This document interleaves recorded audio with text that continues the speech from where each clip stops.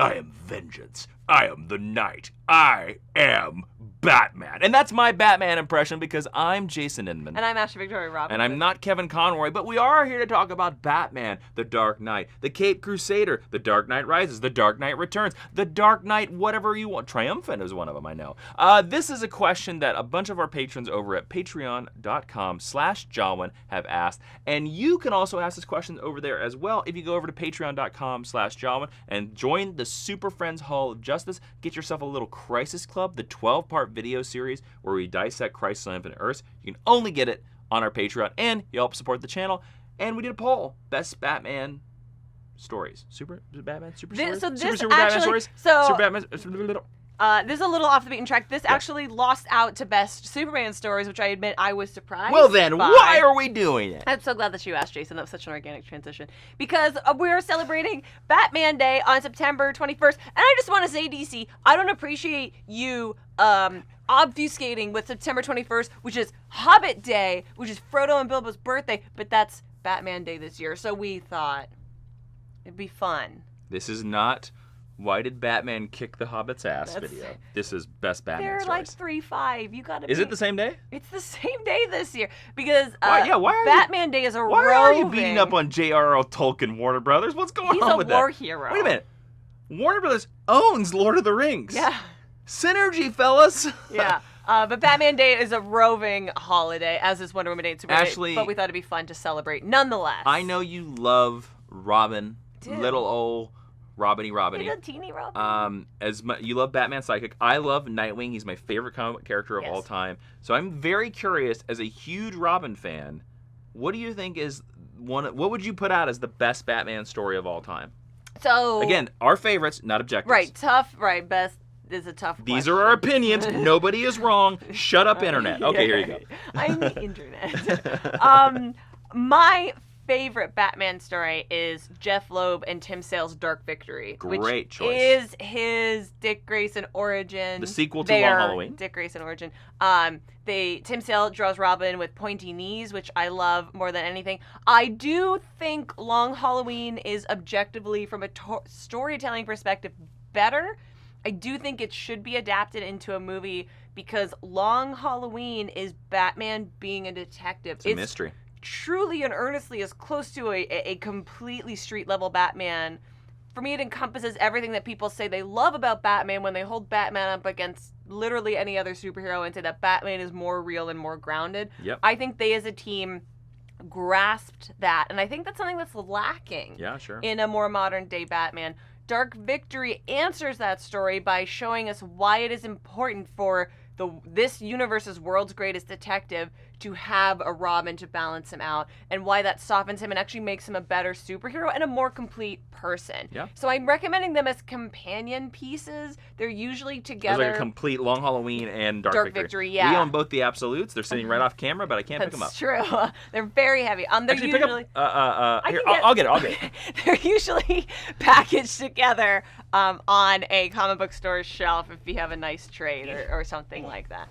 But they're both. This is the slipcase of Dark Victory. It's a really cool, like, opposite Batman and Robin. Both Yes, it's so gorgeous. Tim Sale draws. Here's the Long Halloween one. Here's the slipcase. We have it out of the slipcase. Those are less heavy to lift. So those for me. And when I worked in comic book stores, I was always recommending Long Halloween to people. So check those out. Jason, how about you? Your favorite Batman story? Well, look, I'm going to tell you this. I could say The Dark Knight Returns. Mm-hmm. The Dark Knight Returns definitely needs to be on this list. And people are screaming it at their screens right now. The Frank Miller, I have The Dark Knight Returns Batman. He's up here. He looks like a fridge. He's probably pretty dusty. Here he is. A very good, excellent. Alfred hasn't cleaned in a long time in here. Yeah. Really the 55-year-old Bruce Wayne, who is retired in a future cyberpunk Batman, and it's like the last Batman story of all time. He fights the mutants. He fights Superman. It's great. There's an amazing DC animated movie. That is definitely up there. But he's going like this. My favorite, I think now that I'm looking at it, has to be a story called Batman Reborn. Which is... Which we also have the absolute on. Batman Reborn is sort of the idea of... this is a series called Batman and Robin.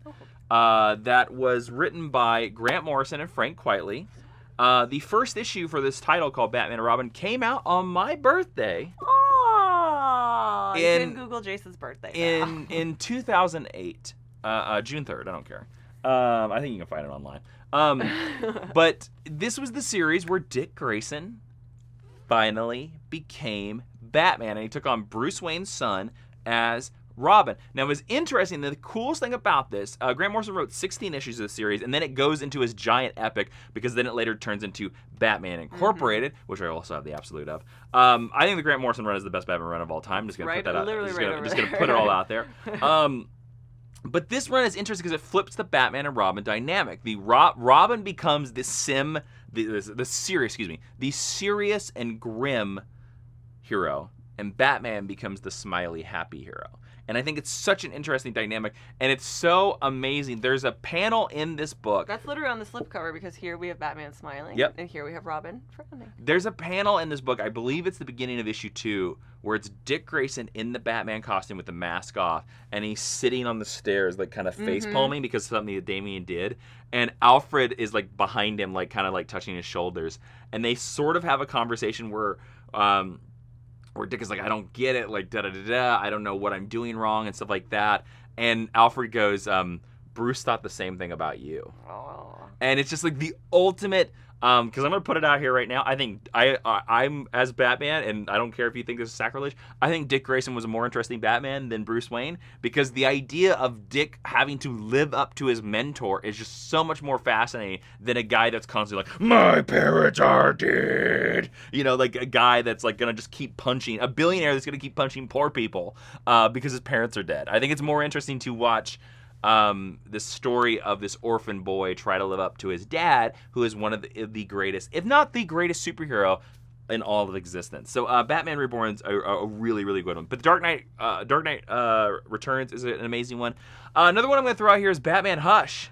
One must talk about Batman Hush. The easiest book to give someone who's never read Batman. Jim Lee, Jeff Loeb. Jeff Loeb's made 3 entries in the list so far. Yeah. It's the Michael Bay adventure of Batman. The art is amazing by Jim Lee, but it's so accessible. It's so easy. Every Batman villain appears in it. My favorite Robin is in it. Yes.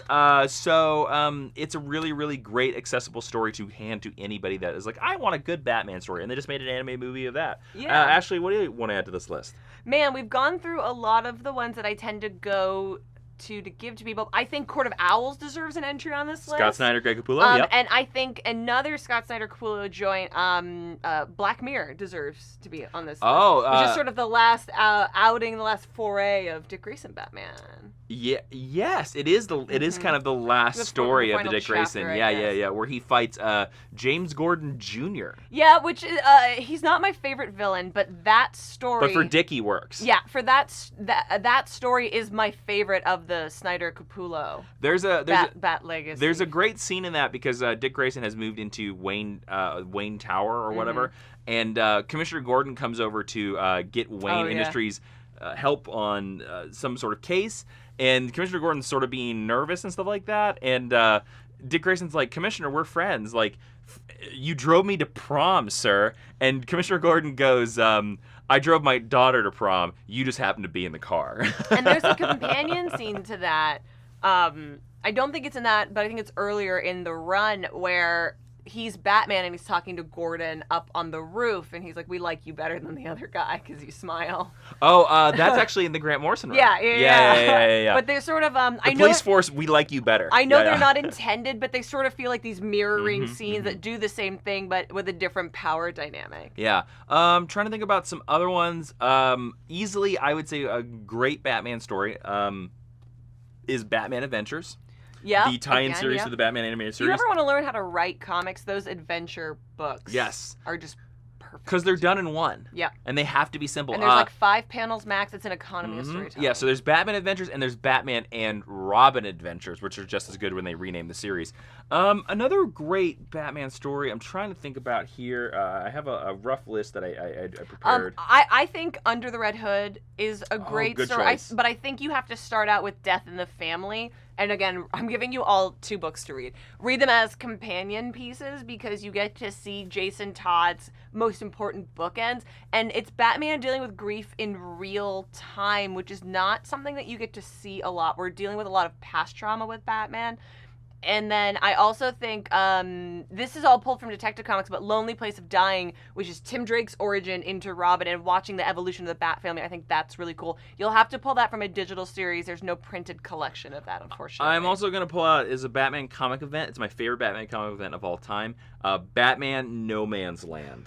No Man's Land is where basically Gotham City is considered to be a cesspool because an earthquake happened there, and it's a little not realistic, but the government like decides to like blow off all the bridges and keep it separate from the United States government, and so Gotham City becomes this lawless place where gangs fight, and Batman is in there with all the criminals. It's very fascinating. It's very Mad Max. It's what the Dark Knight Rises attempted to do in their movie, but the comic book series does it so well, and it introduces so many great characters like Cassandra Cain. Batgirl comes from that storyline. Harley Quinn's first in continuity comic appearance is in No Man's Land. And then the ending of No Man's Land is so fantastic. And another fun one is Tower of Babel, the Justice League story by Mark Waid, where Batman takes down the Justice League. So there's plenty of Batman storylines. We have all the links for these down in the description below. Guys, if you want to help us here on the YouTube channel and on the podcast, go to patreon.com/Jawiin. You can vote in these polls, and you'll tell us what videos, what topics we're going to talk about in the future. Go down to the comments and tell us your favorite Batman story. While you're down there, I want you to type na Batman. Ashley, please tell them about our podcast. Yes, check it out at Geek History Lesson at geekhistorylesson.com. You get access to it early on the Patreon. We have a ton of Batman and Bat Family episodes, so if you're looking for more recommended reading, find it there. Thanks for watching, everybody.